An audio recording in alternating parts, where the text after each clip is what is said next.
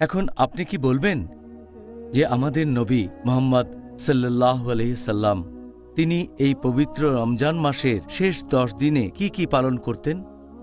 আমি আগেও বলেছি, এই হাদিসটা আছে সহিহ বুখারীতে, খণ্ড নম্বর 3, বুক অফ ইতিকাফ, হাদিস নাম্বার 2024।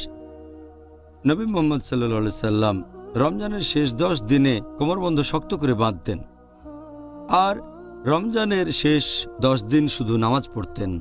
নিজের পরিবারকে ঘুম থেকে তুলতেন, তাদেরকে জাগিয়ে রাখতেন, বেশি করে নামাজ পড়তেন। এই হাদিস থেকে আমরা জানতে পারি নবী প্রথমে যে কাজটা করতেন, কোমরবন্ধ টাইট করতেন, মানে বেশি পরিশ্রম করতেন।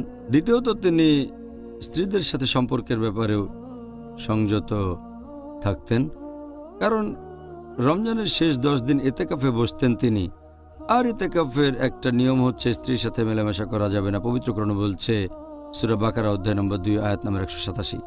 এছাড়াও তিনি তখন নামাজ পড়তেন রাতের বেশিরভাগ সময় বা পুরো রাত ধরে। এটা করতেন রমজানের শেষ 10 রাতে। নবী রাতের বেলায় নামাজ পড়তেন, আল্লাহ সুবহানাহু ওয়া তাআলার ইবাদত করতেন শেষ 10 রাতে।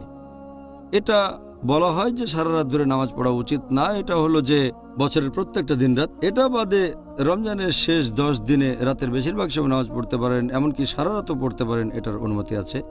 এছাড়াও বলা হয়েছে যে তিনি তার পরিবারকে জাগাতেন, তিনি নিশ্চিত করতেন যে তার স্ত্রীগণ যেন ঘুম থেকে উঠে আল্লাহ সুবহানাহু ওয়া তাআলার ইবাদত করে, লাইলাতুল কদরকে খোঁজে। এই পয়েন্টটাও মাথায় রাখতে হবে। এছাড়াও নবী বেশি করে চেষ্টা করতেন, বেশি নামাজ পড়তেন, বেশি করে দোয়া করতেন, বেশি জিকির করতেন, আল্লাহ তাআলার কাছে আরও যাওয়ার চেষ্টা করতেন রমজানের শেষ রাতগুলোতে। জাযাকাল্লাহ।